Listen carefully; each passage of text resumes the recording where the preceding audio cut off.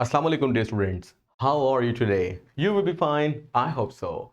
आज हम पढ़ने जा रहे हैं रिएक्शंस ऑफ कार्बोनाइल कंपाउंड्स कि कार्बोनाइल कंपाउंड्स किस तरह के रिएक्शन देते हैं। लास्ट लेक्चर में मैंने आपको थोड़ा सा उसकी जो समरी थी वो करके बताई थी, लेकिन अब हम इसको प्रॉपरली स्टार्ट कर रहे हैं। यानी ये वो थी रिएक्टिविटी ऑफ कार्बोनाइल कंपाउंड कि किस तरीके से एल्डिहाइड और कीटोन में कार्बोनाइल कंपाउंड क्या करते हैं, रिएक्शन करते हैं, या कैसे उसमें पोलैरिटी होती है, कैसे वो रिएक्शन को फेवर करते हैं।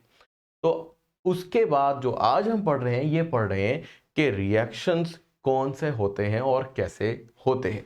तो सबसे पहले कुछ इसकी टाइप्स हैं, वो टाइप्स अभी हम पढ़ेंगे। जैसे यहाँ लिखा हुआ है न्यूक्लियोफिलिक एडिशन रिएक्शन, यानी आज जो हमारी टाइप होगी वो एक न्यूक्लियोफिलिक या न्यूक्लियोफाइल की एडिशन होगी कार्बोनाइल कंपाउंड यानी एल्डिहाइड और कीटोन्स में। ये जो रिएक्शन होता है, अगर मैं सिंपल सी एक बात आपको समझा दूं, देखो फॉर एग्जांपल ये मेरे पास एल्डिहाइड या कीटोन है और मैं इसको कार्बोनाइल कंपाउंड से या कार्बोनाइल ग्रुप से शो करता हूं। यहाँ पर हमारे पास जो सब्स्टिट्यूएंट्स लगेंगे उसके मुताबिक ये एल्डिहाइड या कीटोन बनेगा। अगर यहाँ पे H लग जाता है तो ये आपके पास एल्डिहाइड है, अगर दोनों तरफ R लग जाता है तो आपके पास कीटोन है। बहरहाल ये तो हुई अलग बात। हम एक बात ऑलरेडी सीख चुके हैं कि ऑक्सीजन पर चार्ज नेगेटिव और कार्बन पर चार्ज पॉजिटिव। ये क्यों होता है इसका तस्करा लास्ट वीडियो में हो चुका है, जिसका लिंक डिस्क्रिप्शन में है, अगर आपने नहीं देखा तो आप देख सकते हैं। एनी हाउ, ये जो हमारे पास नेक्स्ट है वो है न्यूक्लियोफिलिक एडिशन। सपोज कीजिए कि हमारे पास एक न्यूक्लियोफाइल है, वो न्यूक्लियोफाइल ये है, आप इसे कह लें एच न्यू या एच एन यू या एच सी एल ही कह लीजिए। तो ये क्योंकि जनरल रिएक्शन लिख रहा हूं इसलिए आपको यहां पर नजर आ रहा है एन यू। अब ये है डी नेगेटिव पार्ट और न्यूक्लियोफाइल, ये है डी पॉजिटिव पार्ट। अब क्या होगा, ये रिएक्शन जब कंप्लीट होगा तो कंप्लीट होने पर कुछ ऐसा होगा जैसे लास्ट टाइम जिक्र हुआ, लेकिन मैं फिर बात कर देता हूं।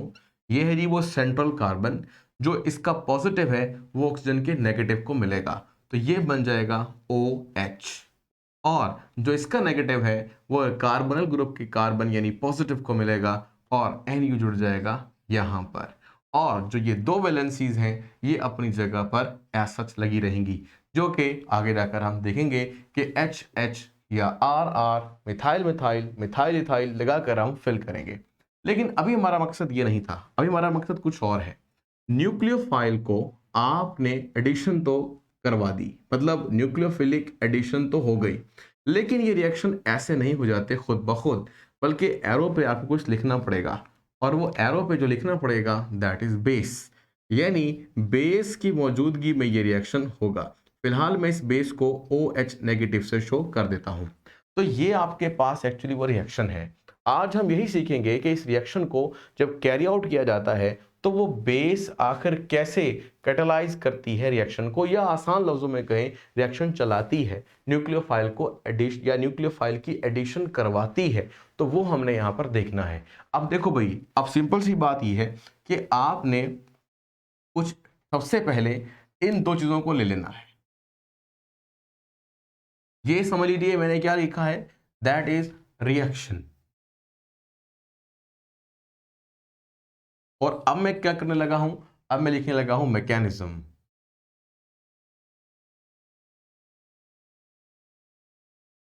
ठीक है जी। अब मैकेनिज्म में कुल हमारे पास 3 स्टेप्स हैं। ये तीनों स्टेप आपने यहां पर करने हैं।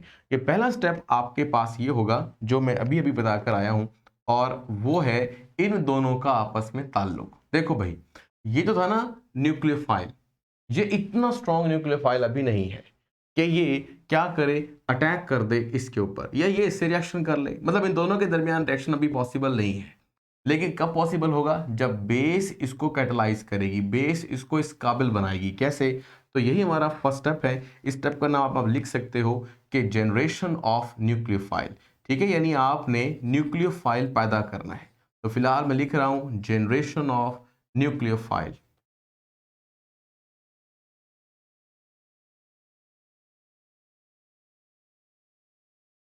हाँ जी, इसमें आपने करना ही है कि बेस लेना है।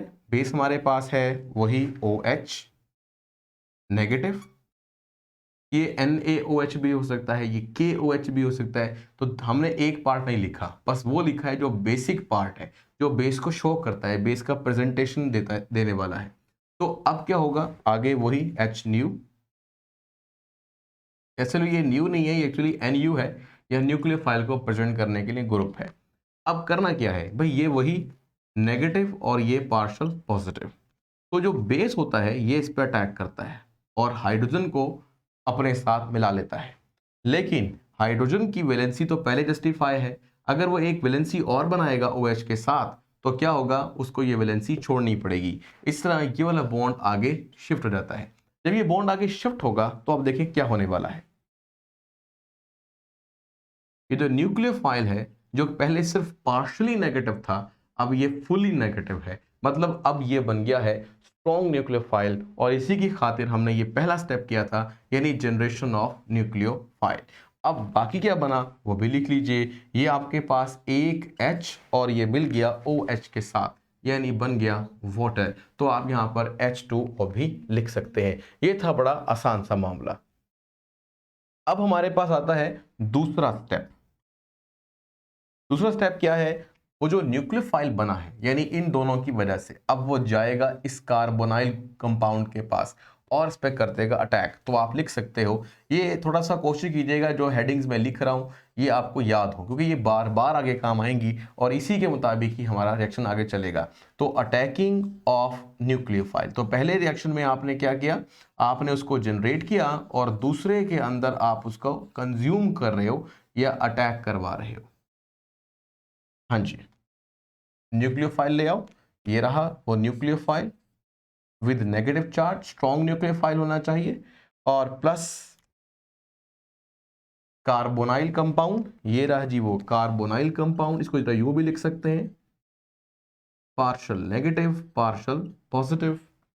अब क्या होगा, अब ये न्यूक्लियोफाइल अटैक करेगा पॉजिटिव कार्बन पर।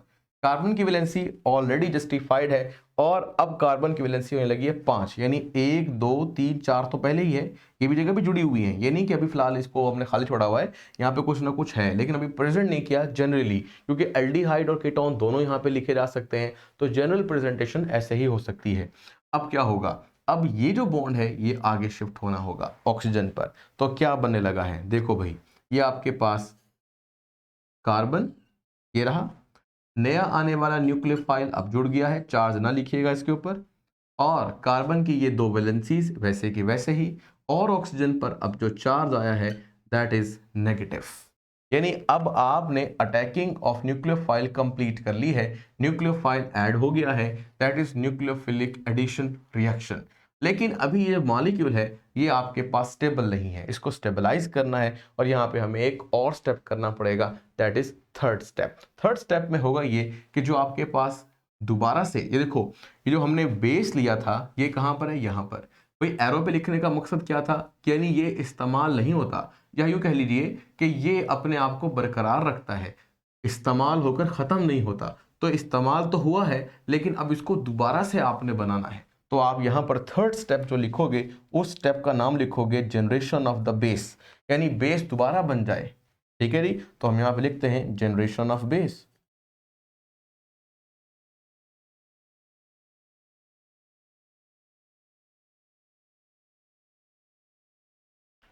हाँ जी, इसको उठाएं, मैं वैसे का वैसे लिख रहा हूं उसको, NU C, ये दोनों जगह बॉन्ड है, और फिर O नेगेटिव प्लस वो जो बना था फर्स्ट स्टेप में न्यूक्लियोफाइल, वो तो इस्तेमाल हो गया, जो पानी बना था वो वापस लेकर आओ भाई। ये रहा वो H और ये रहा वो आपके पास OH। रिएक्शन करो कंप्लीट।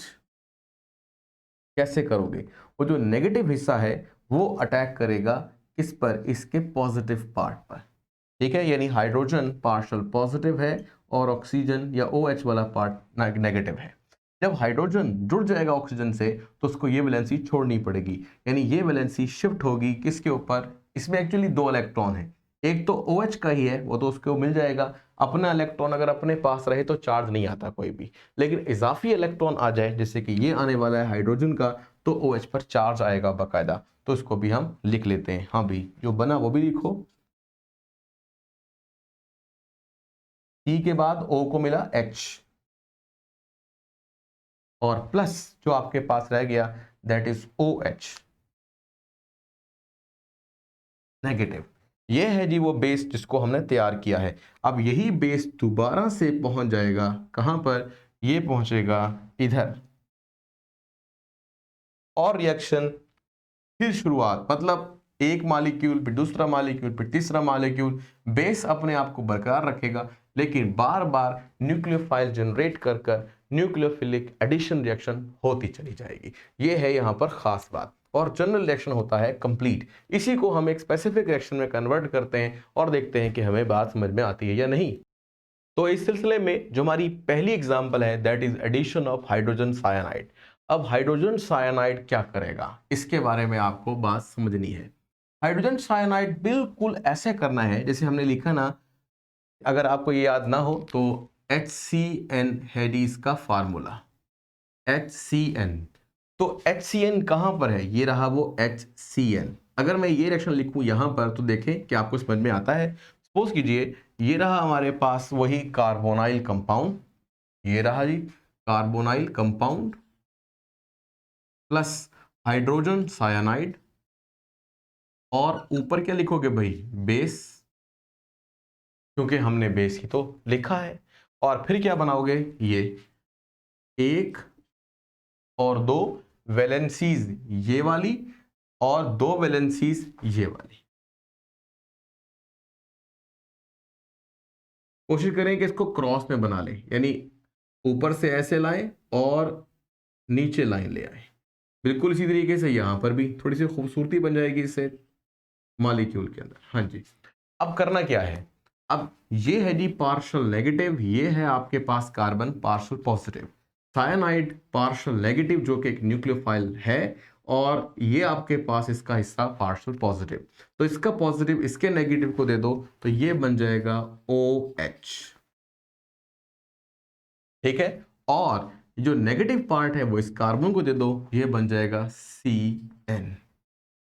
मुश्किल बात लगी, कुछ भी मुश्किल नहीं था। जो यहां पर सिर्फ NU लिखा है वहां पर CN लिखा है और रिएक्शन कंप्लीट होता है। बाकी सारा मैकेनिज्म ऐसा का ऐसा है, बस आपने कोशिश ये करनी है कि जहां पर न्यूक्लियोफाइल लिखा है वहां पर आपने एक्चुअली CN लिख देना है। इधर भी CN आ जाएगा, CN अटैक करेगा, यहां पर CN आ जाएगा, और इसी तरह से आगे चलते हुए वाटर के साथ रिएक्शन होगा और यहां पर CN आ जाएगा। यही है कार्बन के साथ OH और CN लगा हुआ, OH और CN लगा हुआ, और ये दो वैलेंसीज यहां पर फ्री हैं।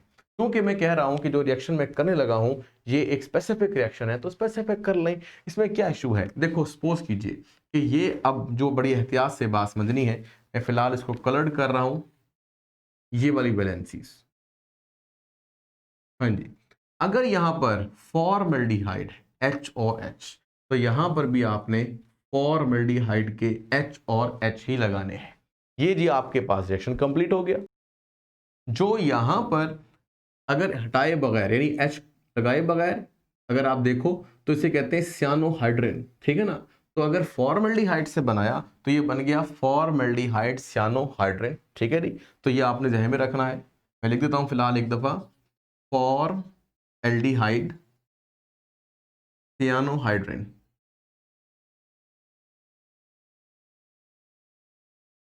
ठीक है जी। अगर यहां पर CH3 लग जाए यानी एसिटल्डिहाइड, तो यहां पर भी यही आपको लगाना होगा। अब ये क्या बन गया, अब ये बन गया एसिटल्डिहाइड सियानोहाइड्रिन। लो भाई, ये तो बड़ा आसान हो गया। मैकेनिज्म इसका ये रहा और रिएक्शन ये रहे। जब फॉर्मल्डिहाइड सिलेक्शन करेंगे तो यहां पर आप HH लेकर चलेंगे, मतलब HH, इधर भी HH, और अगर एसिडल्डिहाइड से लेकर चलेंगे तो CH3 और H लेकर चलेंगे, तो वो उनका मैकेनिज्म बन जाएगा। मतलब मैकेनिज्म सेम है, लेकिन सिर्फ और सिर्फ इनकी पोजीशंस को आपने एहतियात से लेके चलना है।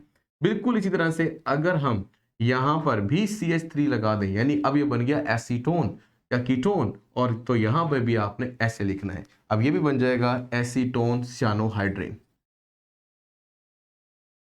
तो जिससे आपने बनाया उसी से ही आपने इसके नाम दे दिए और आपके पास 3 प्रोडक्ट बन गए। रिएक्शन सेम रहा, मैकेनिज्म सेम रहा, कोई इशू नहीं है बेटा। घर जाके बाबा यानी घर पे बैठे होंगे इंशाल्लाह, तो आप बाबा प्रैक्टिस करें इसकी। जितनी प्रैक्टिस करते चले रहेंगे उतना ही आपको आसान लगेगा। कोशिश कीजिएगा, इसको लिखिएगा, मैकेनिज्म फिर लिखिएगा एन लगाकर, मतलब एन यू की जगह सी एन लगाकर दोबारा से लिखिएगा, ताकि आपको ये पक्की तरह से याद हो जाए। मेरा ख्याल से तो इतना मुश्किल नहीं है, आसान ही है। यहाँ पर इसकी एक छोटी सी एप्लीकेशन भी है, वो एप्लीकेशन आप कंप्लीट कर लें। एप्लीकेशन ये है कि फिलहाल हम यहाँ ले रहे हैं एसिटाल्डिहाइड, ठीक है। आपकी बुक में कुछ ऐसा ही है तो उसी तरह लिख रहे हैं। तो यहाँ एसिटाल्डिहाइड लगाने के लिए आपको H लगाना पड़ेगा और यहाँ पर भी आपको एक H लगाना पड़ेगा, ठीक है जी। अब क्या करना है? अब करना ये है कि इस रिएक्शन या इस वाले जो प्रोडक्ट है आपके पास एसिटाल्डिहाइड साइनोहाइड्रिन, इसका रिएक्शन करवाना है आपने एसिड की मौजूदगी में। तो ये रिएक्शन हो जाने के बाद कुछ कुछ ऐसा हो जाएगा। कैसा भाई? ये देखो, देखो इसको CH3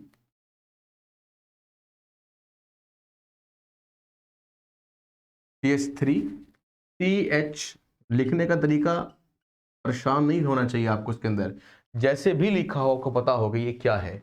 तो कहीं कंडेंस फॉर्म होती है, कहीं पे स्ट्रक्चरल फार्मूला लिखा होता है, कहीं पे मॉलिक्यूलर फॉर्म होती है। तो आपने उस तरह कंफ्यूज नहीं होना, इसलिए हर तरीके से अपने आप को तैयार रखना है कि भाई ये फार्मूला ऐसे भी लिखा जा सकता है, CH3 CH और इस C से जुड़ा हुआ है OH, ये रहा वो OH और फिर यहाँ जुड़ा हुआ है CN। तो ये वही है एसिटाल्डिहाइड साइनोहाइड्रिन, चाहे वैसे लिखो चाहे ऐसे, इसमें आपको परेशान होने की जरूरत नहीं। अब आपने रिएक्शन करवाना है इसका 2 वाटर मॉलिक्यूल से और सल्फ्यूरिक एसिड से। तो फिलहाल मैं लिख रहा हूं HOH और इस तरह यहां पर भी HOH। जब भी आप CN या साइनो ग्रुप की हाइड्रोलिसिस करते हैं तो ये तब्दील हो जाता है कार्बोक्सिलिक एसिड ग्रुप में। ये वाली बात अपने दिमाग में रखें, ठीक है। और ये आप सल्फ्यूरिक एसिड की मौजूदगी में कर रहे हैं, प्लस H2SO4 एरो, ठीक है जी।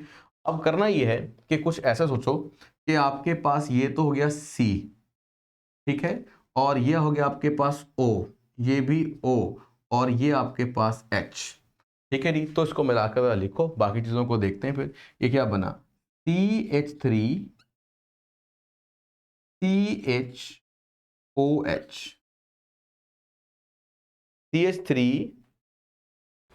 CHOH और ये जो बाद में है इसको मैंने कहा ना COOH, लिखो आगे। तो ये आपके पास बन जाएगा COOH, ठीक है। नजर नहीं आ रहा? थोड़ा सा इसको देख ले। हाँ जी। अब ये जो आपके पास बना है ये बड़ा खास है। क्या? कार्बोक्सिलिक एसिड का जो कार्बन है इसके साथ जो कार्बन अटैच होता है उसे कहते हैं अल्फा कार्बन। तो इसे कहते हैं अल्फा हाइड्रोक्सी, मतलब अल्फा कार्बन पे जो सब्स्टिट्यूएंट है वो हाइड्रोक्सिल ग्रुप है, तो नाम बनता है अल्फा हाइड्रोक्सी कार्बोक्सिलिक एसिड। तो ये बनाने के लिए इस्तेमाल किया जाता है इस रिएक्शन को एसिटाल्डिहाइड से। तो ये इसकी एक एप्लीकेशन भी है। बाकी रिएक्शन कंप्लीट करना चाहे रिएक्शन कंप्लीट कर ले, जो बाकी बचा है वो कुछ कैसे लिखोगे। देखो भाई, सबसे पहले आपने एक काम करना है, ये देखो, ये आपके पास है H जो बच गया वो लिख रहे हैं, एक H, दूसरा H और ये आपके पास तीसरा H, ठीक है ना। NH3 हो गया। एक H ले लें आप यहां से सल्फ्यूरिक एसिड से, तो क्या बना भाई? देखो NH4। बाकी क्या रह गया? सल्फ्यूरिक एसिड से एक H निकाला, बाकी क्या रह गया? HSO4। तो आप लिख सकते हैं आगे HSO4, अमोनियम हाइड्रोजन सल्फेट। तो ये बनेगा जी हमारे पास बाकी हिस्सा। तो अगर आपको मुश्किल लगती है तो मैंने ये थोड़ा सा बता दिया। अदरवाइज ये बनाना था अल्फा हाइड्रोक्सी कार्बोक्सिलिक एसिड, और इसको फिर हम मजीद आगे रिएक्शन करवा कर कुछ और कंपाउंड्स भी बना सकते हैं। अगर गौर करें तो ये आपको कुछ इस तरह भी नजर आता है जैसे अमीनो एसिड से मिलता जुलता। तो इस तरह और भी रिएक्शन किए जा सकते हैं। जो यहाँ पर साइड इंफॉर्मेशन है वो ये है कि जो आपके पास कंपाउंड है इसको बोलते हैं लैक्टिक एसिड, ठीक है जी। तो फार्मूला याद रहे कि लैक्टिक एसिड का फार्मूला क्या है। लैक्टिक एसिड का फार्मूला क्या है? और एक बात और भी है कि देखो भाई, आपने जब स्टार्टिंग ली, फॉर एग्जांपल एसिटाल्डिहाइड लिया, कितने कार्बन थे? 1 और 2 कार्बन थे। लेकिन जब आप इस रिएक्शन को कंप्लीट कर कर एसिटाल्डिहाइड बनाया, उसकी हाइड्रोलिसिस की, उसके नतीजे में जो आपके पास कंपाउंड बना है, उस कंपाउंड में कार्बन कितने हैं गौर करें तो उसके अंदर कुल कार्बन की तादाद है 1, ये 2 और ये 3। तो आप ऐसा कार्बोक्सिलिक एसिड बना सकते हैं जिसके अंदर क्या होगा, जो तादाद होगी कार्बन की, वो उन कार्बन की तादाद से जो स्टार्टिंग मटेरियल के अंदर होती है या स्टार्टिंग एल्डिहाइड और कीटोन में होती है, उससे एक ज़्यादा होगी। तो ये भी आपके पास साइड इंफॉर्मेशन है। तो अब तक के लिए फिर इतना ही। कोशिश करें, याद करें, लिखें, लिख लिख कर याद करें तो ही आपको आएगा। तो अब तक के लिए अल्लाह हाफिज़, खुश रहें, जीते रहें। सब्सक्राइब करें, लाइक और शेयर तो ज़रूर करें।